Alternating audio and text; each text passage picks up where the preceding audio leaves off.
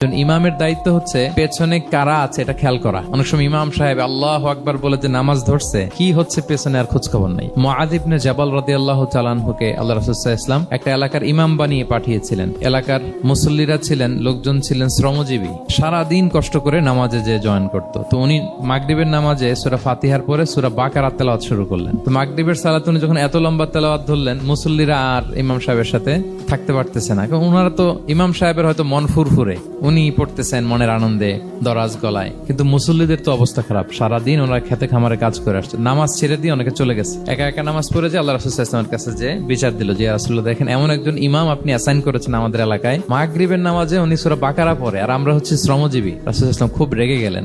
মুআয ইবনে জাবালকে ডেকে বললেন, তুমি কি সমাজে ফিতনা ছড়াচ্ছ? তুমি জানো না এরা কারা? তোমার কি সূরা ওয়াদ-দুহা ওয়াল-লাইলি ইযা সাজা মুখস্থ নাই? তোমার কি ওয়াশ-শামসি ওয়া-দুহাহা এটা মুখস্থ নাই? তোমার কি সাব্বিহিসমা রাব্বিকাল আ'লা এই সূরাগুলো তোমার জানা নাই? উনি বললেন জানা আছে। তো এগুলো রেখে দিয়ে মাগরিবের নামাজে কেন সূরা বাকারা ধরলা?